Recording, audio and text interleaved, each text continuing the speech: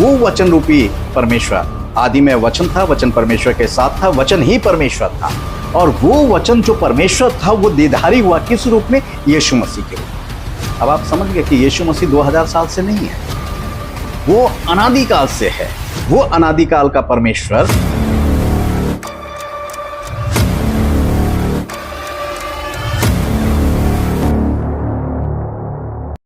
प्रभु यीशु मसीह के मधुर नाम में आप सबको जय मसीह की। प्रभु आप सबको बताए से आशीष दे, आमीन।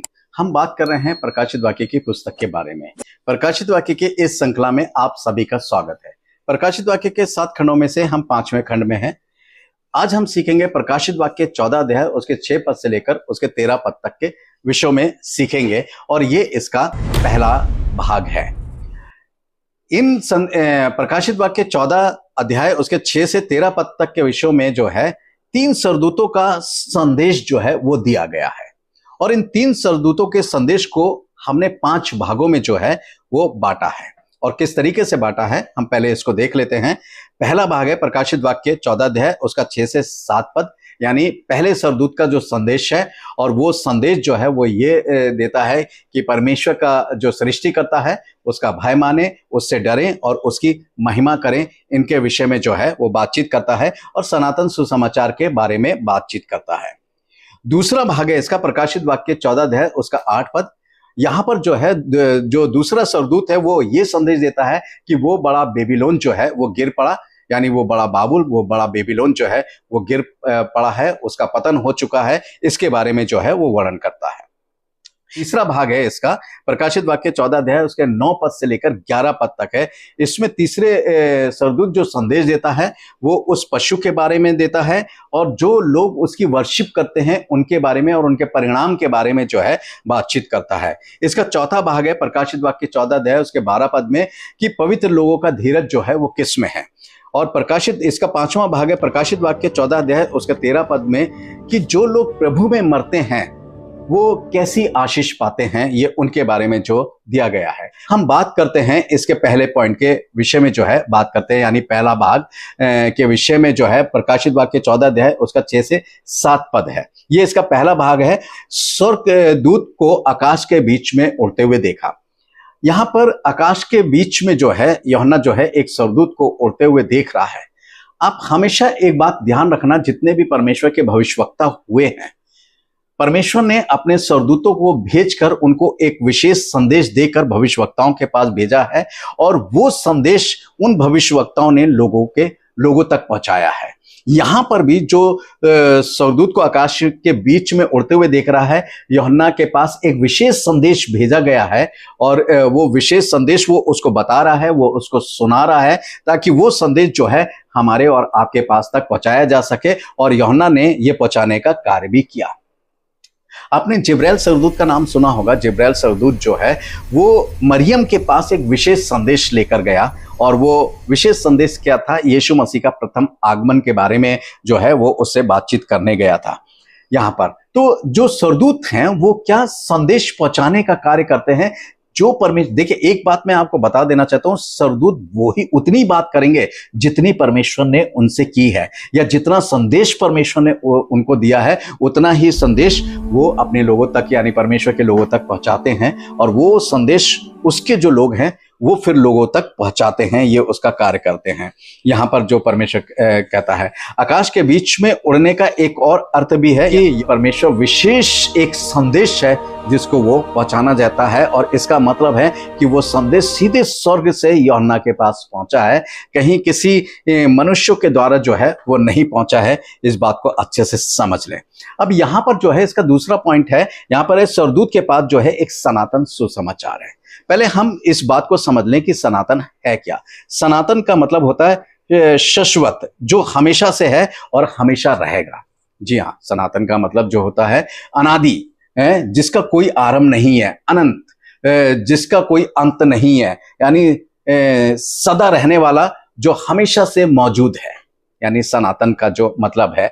अब यहाँ पर जो है जब सनातन सुसमाचार की बात हो रही है, यानी शाश्वत सुसमाचार है, वो अनादिकाल से वो सुसमाचार है, और वो उसका उस सुसमाचार का कोई अंत नहीं है, और वो हमेशा सदा मौजूद रहने वाला और समय सदा बना रहने वाला जो है वो सनातन सुसमाचार है, वो संदेश है जो हमारे और आपके पास तक पहुंचाया जा रहा है, जिसको जो सरदूत है, जो पहला सरदूत है जो परमेश्वर के पास से वो संदेश लेकर यूहन्ना के पास उसने पहुंचाया और यूहन्ना ने मेरे और आपके पास पहुंचाया। अब बहुतों का ये सवाल होगा, यार वो सनातन सुसमाचार कैसे हो सकता है, वो सनातन सुसमाचार कैसे है, वो हमेशा मतलब आरंभ से कैसे है। यीशु मसीह को आए हुए 2000 साल हुए हैं और वो 2000 से है, मसीह लोग जो है वो यही गलत फहमी जो है वो हम सबके जीवन में होती है कि मसीही समाज जो है वो सिर्फ 2000 साल से। ऐसा नहीं है, क्योंकि जब हम मसीही की बात करते हैं, मसीह जो है वो सिर्फ 2000 साल का नहीं है, बल्कि वो अनादि काल से है। अब कैसे है, यहाँ पर समझने वाली बात है जिसको हम समझना चाहते हैं। जब आप यूहन्ना की इंजील पहला अध्याय उसका पहला और दूसरा पद पढ़ेंगे तो वहां लिखा हुआ आदि में वचन था और वचन परमेश्वर के साथ था और वचन परमेश्वर था, यही आदि से परमेश्वर के साथ। अब आदि से परमेश्वर, आदि का मतलब जिसका कोई आरंभ नहीं है, ठीक है, आरंभ से यानी कोई समय निर्धारित नहीं है, तब से परमेश्वर जो है परमेश्वर था, वो वचन था और वचन परमेश्वर के साथ था और वचन परमेश्वर था। यानी आदि से वचन था, वचन परमेश्वर के साथ था, वचन ही परमेश्वर था। यहाँ परमेश्वर का वचन स्पष्ट तरीके से इस बात को कहता है। और जब हम परमेश्वर के विषय में बातचीत करते हैं और जो परमेश्वर ने अपने वचन में कहा है उसके विषय में पढ़ते हैं तो यशायाह 44 उसके 6 में लिखा है, मैं सबसे पहले हूं और मैं ही अंत तक रहूंगा। देखिए परमेश्वर क्या है, आदि में वचन था, वचन परमेश्वर के साथ था और वचन परमेश्वर था। वो वचन रूपी परमेश्वर अनादिकाल से है, यानी वो कह रहा है कि मैं सबसे पहले हूं और मैं अंत तक रहूंगा। यानी वो वचन जो है सबसे पहले था और वो अंत तक रहेगा। और यशायाह 48 और उसके 12 पद में लिखा, मैं वही हूं, मैं ही हूं, आदि और मैं ही अंत हूं। अब यहां कहता है कि मैं ही आदि मैं ही अंत हूं। वो वचन रूपी परमेश्वर आदि और अंत है, वो हमेशा से है। इन बातों को समझना है। यही बात प्रभु यीशु मसीह के बारे में जो है, यही बातें, यही चीजें जो है वो दोहराई गई है। अब यीशु मसीह के बारे में जब हम बात करते हैं तो यहाँ क्या लिखा हुआ है, यहाँ हम पढ़ लेते हैं। यूहन्ना की इंजील 1 अध्याय उसका 14वां पद है, और वचन देहधारी हुआ और अनुग्रह और सच्चाई से परिपूर्ण होकर हमारे बीच में डेरा किया, और हमने उसकी ऐसी महिमा देखी जैसी पिता के इकलौते की महिमा देखी। अब यहां देखना, वो वचन रूपी परमेश्वर, आदि में वचन था, वचन परमेश्वर के साथ था, वचन ही परमेश्वर था, और वो वचन जो परमेश्वर था वो देहधारी हुआ किस रूप में? यीशु मसीह के रूप में। अब आप समझ गए कि यीशु मसीह 2000 साल से नहीं है, वो अनादिकाल से है। वो अनादिकाल का परमेश्वर जो वचन था, वचन उसके साथ था और वचन ही परमेश्वर हुआ। और 14वें पद में लिखा है कि वो वचन देहधारी हुआ, सच्चाई और से परिपूर्ण रहा वो, और उसने जो है जैसे पिता की महिमा थी वैसे ही उसने जो है वो इकलौते पुत्र ने, वो प्रभु यीशु मसीह ने उस महिमा को किया है जैसे पिता की महिमा थी वैसे। और इसका अगर हम और भी सही तरीके से जानना चाहते हैं और भी सही तरीके से पढ़ना चाहते हैं तो कुलुसियों पहला अध्याय उसका 15 से 17 पद तक, वह तो आदर्श परमेश्वर का प्रतिरूप और सारी सृष्टि में पहलौठा है, क्योंकि उसी में सारी वस्तुओं की सृष्टि हुई, स्वर्ग की हो अथवा पृथ्वी की, देखी या अनदेखी, क्या सिंहासन, क्या प्रभुताएं, क्या प्रधानताएं, क्या अधिकार, सारी वस्तुएं उसी के द्वारा और उसी के लिए सृजी हैं। वही सब वस्तु में प्रथम और सब वस्तुएं उसी में स्थिर रहती हैं। अब यहां पर ये देखना, यहां सृष्टि की जब हम बात करते हैं तो सारी सृष्टि में सबसे पहले जो है वो क्या है? प्रभु यीशु मसीह के बारे में कहा कि ना दिखाई देने वाले परमेश्वर का वो प्रतिरूप है, यानी परमेश्वर का रूप जो है वो प्रभु यीशु मसीह है। हम कहते हैं ना कि परमेश्वर का रूप कैसा है, तो जिसने प्रभु यीशु मसीह को देखा उसने परमेश्वर को देखा। जब फिलिपुस ने ये बात यीशु मसीह से कही कि प्रभु हमें पिता को दिखा, तब वो कहता है कि जिसने मुझे देखा उसने पिता को देखा, यानी परमेश्वर का प्रतिरूप जो है वो है। और उसी में यानी प्रभु यीशु मसीह में, अब प्रभु यीशु मसीह वो वचन है जो देहधारी हुआ है, जिसने देह को धारण किया, जिस वचन ने देह को धारण किया है, और उसी वचन के द्वारा वो सारी वस्तुएं सृजी गई हैं और उसी में सृजी गई, उसी के लिए सृजी गई हैं, और वो सब वस्तुओं में प्रथम है, यानी वचन जो है सब वस्तु में प्रथम जो है वो ठहराया जा चुका है। यहाँ परमेश्वर का जो वचन है वो इस बात को प्रमाणित करता है। प्रकाशित वाक्य 19 अध्याय और उसके 11 और 13 पद को को मैं आपके बीच में पढ़ना चाहूंगा। यहां पर लिखा हुआ है, फिर मैंने स्वर्ग को खुला हुआ देखा और देखता हूं कि एक श्वेत घोड़ा है और उस पर एक सवार है जो विश्वास योग्य और सत्य कहलाता है। वे धर्म के साथ न्याय और युद्ध करता है। उसकी आंखें आग की ज्वाला हैं और उसके सिर पर बहुत से राजमुकुट हैं। उस पर एक नाम लिखा है जिसे उसको छोड़ और कोई नहीं जानता। वे लहू छिड़का हुआ वस्त्र पहने हैं और उसका नाम परमेश्वर का वचन है। अब यहाँ पर एक बात है, एक वो स्वर्ग, यूहन्ना क्या देख रहा है? स्वर्ग को खुला हुआ देख रहा है और उसमें से एक सवार को निकलते हुए देख रहा है जो श्वेत घोड़े पर सवार है, और वो जो सवार है वो विश्वास योग्य है और सत्य है। जब हम विश्वास योग्य और सत्य की बात करते हैं तो 7 कलीसियाओं में से एक कलीसिया में लिखा हुआ है कि वो विश्वास योग्य है जो तुमसे बात करता है। और फिर सत्य की बात करते हैं, यूहन्ना 14 अध्याय उसके 6 पद में लिखा हुआ, मार्ग और सत्य और जीवन मैं हूं। प्रभु यीशु मसीह के बारे में जो है वो ये सारी चीजें कही गई हैं। तो लिखा हुआ है कि परमेश्वर का वचन कहता है कि राजमुकुट जो है उसके सर पर है और उस पर जो है एक नाम लिखा हुआ है। अब वो नाम क्या लिखा? वो उसका नाम लिखा हुआ है। किसका? वो जो घुड़सवार है उसका नाम लिखा गया है, और ये घुड़सवार कोई और नहीं, प्रभु यीशु मसीह है। और प्रभु यीशु मसीह पर का जो नाम लिखा गया है वह है परमेश्वर का वचन। अब देखिए, परमेश्वर का वचन अनादिकाल से है, और वो लिखा कि मैं आदि हूं और मैं ही अंत हूं, मैं ही प्रथम हूं, मैं ही अंत हूं, आखिरी हूं। यानी परमेश्वर प्रभु यीशु मसीह जो वचन रूपी वचन है, यानी प्रभु यीशु मसीह जो वचन था जो देधारी हुआ, वो क्या है?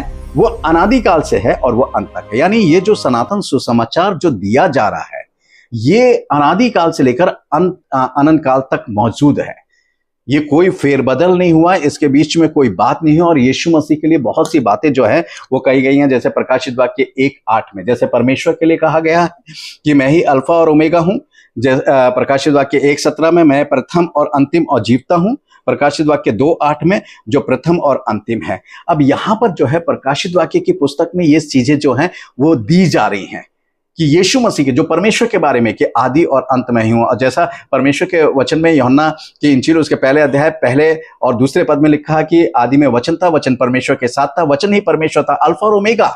और वही यीशु मसीह के लिए चीजें दोहराई जा रही कि वही अल्फा और ओमेगा है, आदि और अंत वही है। यानी वही वचन जो सनातन सुसमाचार का वचन है, जो सदियों से हमारे हमेशा मौजूद रहा है, वो जो है वो दिया जा रहा है। उसका जो संदेश जो है वो यूहन्ना को सुनाया जा रहा है और वो दिया जा रहा है। और इसलिए आप जब परमेश्वर के वचन को पढ़ेंगे, इब्रानियों 4 अध्याय उसके 12वें पद को जब आप पढ़ेंगे तो वचन, इसलिए वो जीवित वचन कहलाया जाता है क्योंकि वो परमेश्वर से कहलाया गया है, क्योंकि वो यीशु मसीह कहलाया गया है। और ये दोनों जो हैं वो जीवित हैं और सदा युगान युग तक जीवित हैं और सदा बने रहने वाले परमेश्वर हैं। क्योंकि यहाँ लिखा हुआ है परमेश्वर के वचन को जब आप पढ़ेंगे कि वो परमेश्वर जीवित, वो वचन जो है वो जीवित है और 2 धारी तलवार से भी चोखा है। वो गूदे गूदे को आर पार छेदता है, वो मन की भावनाओं को जांचता है, वो परखता है। यानी जो जीवित है वही तो समझेगा, वही तो जानेगा, वही तो जांचेगा, वही तो परखेगा, वही तो न्याय करेगा, कोई और क्यों करेगा। तो ये सनातन सुसमाचार जो दिया जा रहा है ये कोई साधारण नहीं है, ये अद्भुत सुसमाचार है। ये जो है ये वचन रूपी परमेश्वर है जो मेरे और आप तक पहुंचाया जाता है। ये यीशु मसीह रूपी वचन है जो मेरे और आप तक पहुंचाया जा रहा है, जिसको हमें और आपको समझना जो है बहुत ज्यादा जरूरी है।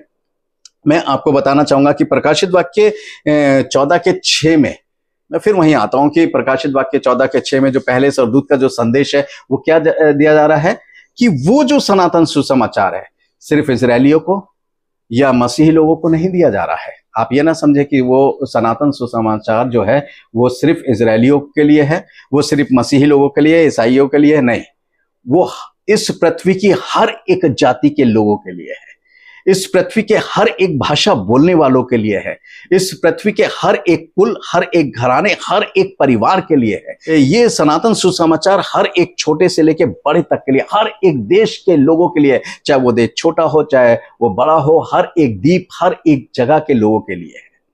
ये सनातन सुसमाचार है। क्यों है? ताकि वो सही में वो उस सृष्टिकर्ता परमेश्वर को जाने, उसके परखें, उसको उसको अपना जीवन समर्पित करें, उसकी महिमा करें और उससे डरें, और अपने जीवन को इस अंत समय में जो परमेश्वर का न्याय होने जा रहा है, जिसके द्वारा दंड मिलने जा रहा है, उस और नरक की जो पीड़ा मिलने जा रही है, उससे बच सकें और अपने जीवन को उस नरक की पीड़ा से बचा लें और परमेश्वर के दंड से बचा लें। इसलिए ये सनातन सुसमाचार जो है वो हर एक जन, हर एक जाति के, पृथ्वी के हर एक लोगों को दिया जा रहा है कि हर, परमेश्वर चाहता है कि हर एक प्राणी जो है, जितने भी इस पृथ्वी पर रहते हैं, सब पाप से मुक्त हो सके, सब बचाए जा सके और उस नरक से विशेष तौर से सब बचाए जा सके। इसलिए परमेश्वर सबको ये संदेश देता है कि आप परमेश्वर से डरें, उसकी महिमा करें और उसकी आराधना आत्म सच्चाई से करें। प्रभु आप सबको आशीष दे। आमीन।